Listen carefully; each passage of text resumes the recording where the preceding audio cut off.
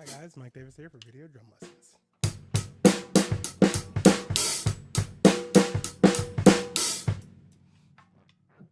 So let's talk about linear drum playing. When you typically play the drums, the first type of grooves that you kind of come across are based on time and groove. So they go something like this.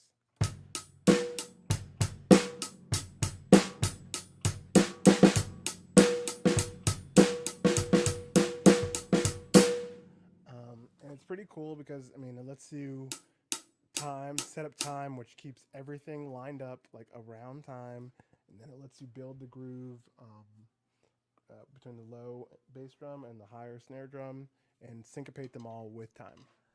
But it kind of limits you in what you can play because you're strapped into playing time on all the beats with the right hand or some kind of variation of that. Ideally, you have 4 limbs and you could play 4 things at a time. So you could play bass drum and hi-hat, you could play ride and snare drum, and you could develop a pretty thick 4-layer groove based on that.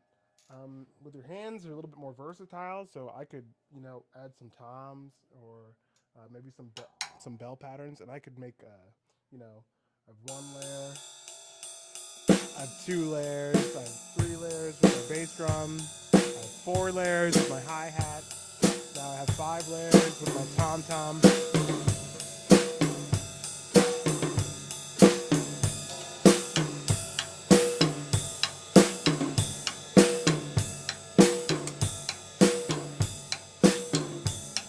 I have 1 more layer with the ride cymbal and the rim click. So I'm playing 2 layers with my right hand, 1 on the rim, 1 on the cymbal. Playing 2 layers with the left hand, 1 on the snare, 1 on the tom-tom, on the high tom. So that gives me 1, 2, 3, 4, 5, 6 layers to work with. And I could probably even play 3 different layers with each hand, and that could give me 3, 6, 7, 8 layers to work with. If I had cowbell on my foot and hi-hat, I could stomp the hi-hat on one beat, and I could kick the cowbell on another beat. That would give me another 2 layers. So that would be 9 layers. So I could make the grooves really thick. The more layers that you have, make them more thick. But linear playing lets you kind of condense these layers into playable grooves. So let's take the first kind of pattern that you have. If you get rid of the hi-hat beats that fall on with the kick drum or with the snare drum, you'd have something like.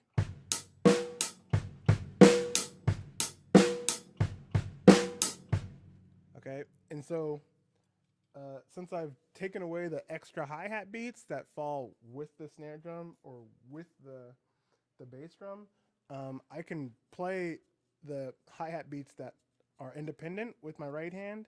Then I can play the snare drum beats with my right hand. I can play the kick drum beats with my kick hand. This frees up a limb to play another layer or another 2 layers, or maybe play the hi-hat and the snare with right hand, and maybe add another layer on a bell with the right hand. It frees up limbs for more layers. So here's how it would go. Here's the basic pattern. Here it is with just 1 hand. So.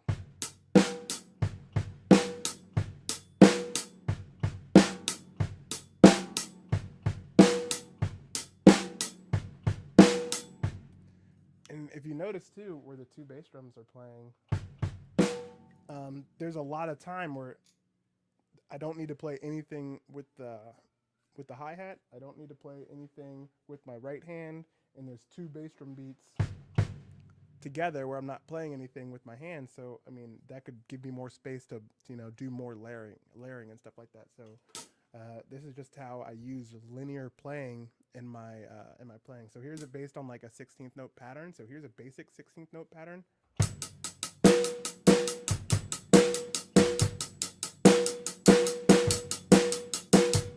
I'm gonna play that same pattern basically with 1 hand, and I'm gonna skip all the bass drum beats. I'm gonna skip them on the hi-hat, so I'm not gonna play the bass drum beats with the hi-hat at the same time. So.